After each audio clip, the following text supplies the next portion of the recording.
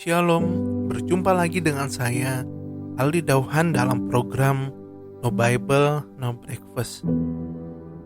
Mari kita lanjutkan pembacaan Alkitab per pasal saat ini yang terambil dari Kejadian 43 ayat 1 sampai 34. Demikianlah firman Tuhan.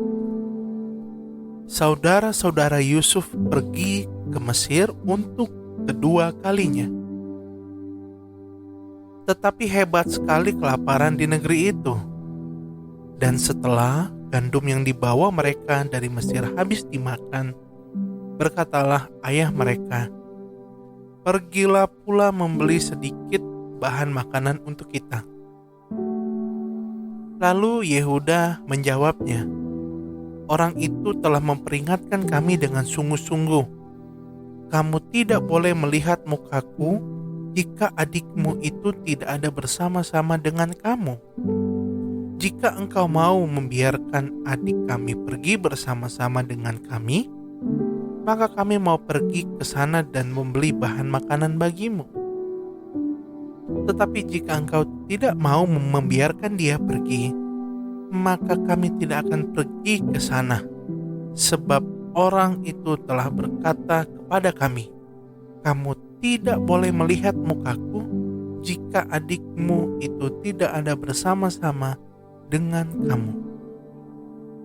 Lalu berkatalah Israel, 'Mengapa kamu mau mendatangkan malapetaka kepadaku dengan memberitahukan kepada orang itu bahwa masih ada adikmu seorang?' Jawab mereka, 'Orang itu telah menanyai kami dengan seksama tentang kami sendiri dan tentang sanak saudara kita. Masih hidupkah ayahmu? Adakah adikmu lagi?' Dan kami telah memberitahukan semuanya kepadanya seperti yang sebenarnya. Bagaimana kami dapat menduga bahwa ia akan berkata, 'Bawalah kemari adikmu itu?' Lalu berkatalah Yehuda kepada Israel ayahnya, 'Biarkanlah anak itu pergi bersama-sama dengan aku, maka kami akan bersiap dan pergi, supaya kita tetap hidup dan jangan mati, baik kami maupun engkau dan anak-anak kami. Akulah yang menanggung dia, engkau boleh menuntut dia daripadaku. Jika aku tidak membawa dia kepadamu dan menempatkan dia di depanmu, maka akulah yang berdosa terhadap engkau untuk selama-lamanya. Jika kita tidak berlambat-lambat, maka tentulah kami sekarang sudah 2 kali pulang.' Lalu Israel, ayah mereka, berkata kepadanya, 'Jika demikian, perbuatlah begini. Ambillah hasil yang terbaik dari negeri ini dalam tempat gandummu dan bawalah kepada orang itu sebagai persembahan sedikit balsem dan sedikit madu, damar dan damar ladang, buah kemiri dan buah badam. Dan bawalah uang 2 kali lipat banyaknya, uang yang telah dikembalikan ke dalam mulut karung-karungmu itu haruslah kamu bawa kembali. Mungkin itu suatu kekilafan. Bawalah juga adikmu itu, bersiaplah dan kembalilah pula kepada orang itu. Allah yang Maha Kuasa kiranya membuat orang itu menaruh belas kasihan kepadamu, supaya ia membiarkan saudaramu yang lain itu beserta Benyamin kembali. Mengenai aku ini, jika terpaksa aku kehilangan anak-anakku, biarlah juga kehilangan.'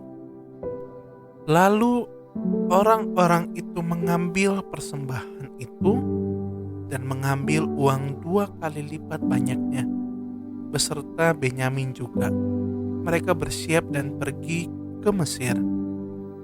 Kemudian berdirilah mereka di depan Yusuf. Ketika Yusuf melihat Benyamin bersama-sama dengan mereka, berkatalah ia kepada kepala rumahnya, "Bawalah orang-orang ini ke dalam rumah, sembelilah seekor hewan dan siapkanlah itu, sebab orang-orang ini akan makan bersama-sama dengan aku pada tengah hari ini." Orang itu melakukan seperti yang dikatakan Yusuf, dan dibawanyalah orang-orang itu ke dalam rumah Yusuf. Lalu ketakutanlah orang-orang itu karena mereka dibawa ke dalam rumah Yusuf. Kata mereka, "Yang menjadi sebab kita dibawa ke sini ialah perkara uang yang dikembalikan ke dalam karung kita pada mulanya itu, supaya kita disergap dan ditangkap, dan supaya kita dijadikan budak dan keledai kita diambil." Karena itu mereka mendekati kepala rumah Yusuf itu dan berkata kepadanya di depan pintu rumah, "Mohon bicara Tuan, kami dahulu datang kemari untuk membeli bahan makanan. Tetapi ketika kami sampai ke tempat bermalam dan membuka karung kami, tampaklah uang kami masing-masing dengan tidak kurang jumlahnya ada di dalam mulut karung. Tetapi sekarang kami membawanya kembali. Uang lain kami bawa juga kemari untuk membeli bahan makanan. Kami tidak tahu siapa yang menaruh uang kami itu ke dalam karung kami." Tetapi jawabnya, "Tenang sajalah, jangan takut. Allahmu dan Allah Bapamu telah memberikan kepadamu harta terpendam dalam karungmu. Uangmu itu telah kuterima." Kemudian dikeluarkannyalah Simeon dan dibawanya kepada mereka.